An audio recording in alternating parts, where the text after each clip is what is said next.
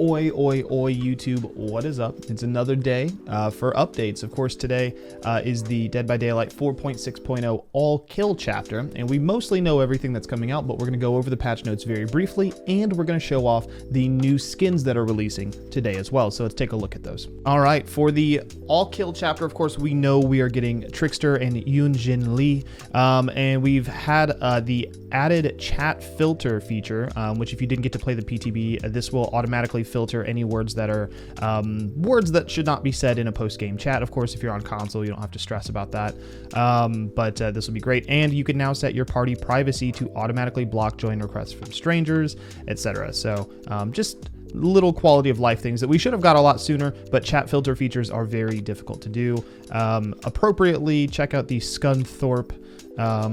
Just Google that. It'll be a big deal. And then added an error message when a user fails to add a friend because they have too many friends. Just quality of life. Now, we do know the blight and the wraith are getting buffed. The blight is actually getting an adjusted height, and we can see that. I've made a video on that. If you guys want to link out to that, take a little peek. Or he is now the height that he honestly should have been, as per like his character model from a survivor standpoint. So really good for anyone who plays blight, because he used to be a slug on the ground, and wraith is now incredibly fast while cloaked and moving with a slightly delayed uncloak speed, and the windstorm add-ons have been adjusted. So really good stuff there. Wraith is now way more fun than he even used to be, and so I'm pretty excited about that. Of course, we have colorblind modes being added. Definitely, if you're colorblind, check those out. Go to the options menu, give those a look. Those should be on console and PC as well. Now, Decisive Strike was nerfed pretty drastically, and of course, a lot of people are excited about this. Survivors who rely on this are a little bit less excited, and of course, this should still help out when being truly tunneled, and that's kind of the conversation that we need to have here. Decisive Strike deactivates when performing certain actions that are not part of evading the killer. Those actions are sabotaging a hook, working on a gen, healing somebody else, working on a totem. It does not deactivate when getting in a locker, though. So the idea here is if you have time to get unhooked and to go start working on a gen, then you probably weren't being tunneled. If you get unhooked and get healed, it won't deactivate. But if you get unhooked and start self-caring, it'll deactivate. So this is really meant to truly stop people who are just coming right back to the hook and going right for you. Of course, you know, it's a dissuasion. It's not going to completely stop tunneling, but this is going to prevent people from being able to make hyper-aggressive plays, right? Somebody getting unhooked and being able to get healed with, you know, will make it, and then they get on a gen, and then they maybe go crack a totem, and then they get downed, and then they use D-Strike. They won't be able to do that anymore, and that's good, because you shouldn't get out of you shouldn't have a get out of jail free card. So D-Strike has been changed. Be very aware of that. The HUD, they increased the visibility and size of negative status effect timer fill, and they made adjustments to the player status timer bar to be more accurate. Of course, we saw that the bar would be empty, but people would still be struggling on hook and things like that. And they added back the glow to indicate when the timer bar is paused. So if you see somebody slugged on the ground, their timer bar, the red bar under their name, will actually glow when they get picked up. Simultaneously, their bar will glow when they are getting unhooked. So these are all like little things to let you know that you know, somebody's being interacted with by the killer or the survivor, and this was removed when the HUD was updated, so just keep an eye on it. This is added back, and I love it. So, and they improved performance, so apparently there were some performance issues.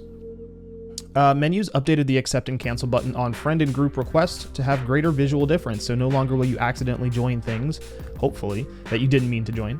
The audio. So the warning and max stingers for laceration have been changed. So with Trickster, it would kind of do this sound effect when you were one hit away from lacerating someone into the next health state. They've changed that, I guess. The bat swing attenuation was reduced for survivors. Again, this sounds like from the survivor's standpoint, the attenuation, the sound effect has been changed. The 2D scream on the Mori was fixed. I guess that was it was not mixed appropriately. Main event cooldown now has sound effect support, which is really good. And the new voiceover for Trickster while in chase mode.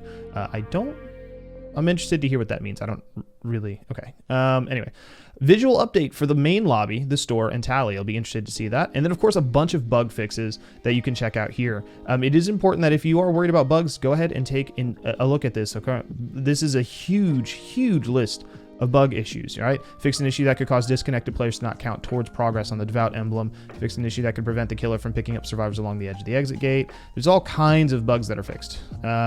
So take a look at these.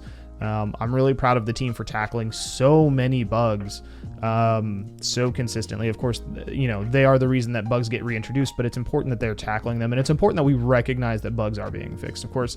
And on the Switch, they fixed an issue where selecting an archive cinematic would briefly play a few frames of the last previously viewed cinematic, so that's interesting. Fixed an issue where the HUD would display the same buff icon twice, interesting. And fixed a crash that may occur when holding both buttons to switch between survivor and spectate mode. Stadia, PS4. PS4, of course, getting fixed an issue where if a player using a PS5 invites a player using a PS4, the invitee cannot accept the invitation. Some Xbox issues, of course, crashing. Fixed an issue where recently played with Xbox One players can enter a public lobby without requesting to join. That's obviously an issue. There are some known Stadia and Windows Store issues. Take a look if those apply to you, of course. And changes from PTP to live. This is the big deal. If you stuck around this far, comment down below. But when activating main event, the Trickster will automatically throw blades. So no longer do you activate main event and then just wait. You just automatically start hucking them. It's now possible to cancel main event by pressing the ability button. So previously you couldn't cancel it, which means you couldn't vault windows, break pallets, or anything. Now you can. While in main event, the ammo count no longer decreases. What would happen previously is you would throw all of your blades. So you'd go from like 20 to 0, and then you could keep throwing. Now it just doesn't decrease at all. So that's awesome. Visual feedback for Showstopper's cooldown after a main event has ended. Added additional states to the Trickster's power icon when in main event and when in cooldown after main event, so interested about that. Improved the laceration meter UI readability around the survivor portraits. Of course, you weren't quite sure. The survivor portrait would like obscure some of the laceration areas, so you couldn't see how much that bar was draining. And updated the Trick Blade add-ons. Blades will ricochet twice, but they will not do additional laceration, so they're kind of not useless, but not great now. Anyway, so... Smash Hit, that perk was buffed. It is now the second longest sprint or exhaustion perk. Of course, Adrenaline is the first longest. I believe Adrenaline is 5 seconds of sprint burst. Smash Hit is increased to 4 seconds. The reason it was increased is because you are in the pallet stun animation. Of course, Smash Hit means you pallet stun the enemy and you get to sprint away. So it's kind of making up for the fact it used to be 3, and it's making up for the fact that you are locked in that animation for just a brief amount of time. So it's gotten buffed. It's kind of a big deal. I like that idea. So self-preservation also hides pools of blood and grunts of pain. So this is if an ally gets hit while in your, within so many meters, I don't remember the exact meters, but if somebody gets hit while in so many meters of you, your pools of blood and grunts of pain just disappear for a duration of time. So you get to kind of like get away. And Starstruck, exposed now refreshes anytime the survivor enters your terror radius. So what this was is if you picked a survivor up to hook them, anybody who was in your terror radius would be exposed. The problem is they would just stand outside your terror radius and then run into it. So now the effect refreshes anytime the survivor enters your terror radius. So this could be an agitation, mad grit, fun sort of build. Interested to see this on killers, right? If you run Starstruck on Trickster, the odds are people are going to think you have Starstruck. But running Starstruck on, I don't know, Trapper, this could be interesting. I like the idea.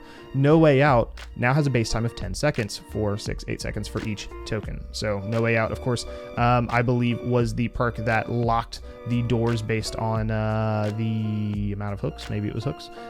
So interested to see that. Of course, Blight updated rush hitbox to be higher and narrower in order to reduce collisions with objects on the edge of the player's screen or out of view. Again, this is a huge deal for Blight because the amount of times that my shoulder checks something I can't see is important. Now I wish they would do this for Oni, but that is the update today. Of course, here is a small visual trailer, a little bit of an overview of the new skins you can expect today. What are you guys excited for? Let us know in the comments below. We will be live on Twitch today. If you guys made it this far, go check it out. We're going to be playing Trickster most of the day, and we are challenging Dowsey to a 4K off to see who can get the most wins in the row. I hope to see you guys over there. Unclench your damn jaw, get some water with that coffee. I'll pray to the entity to see you guys in the next video.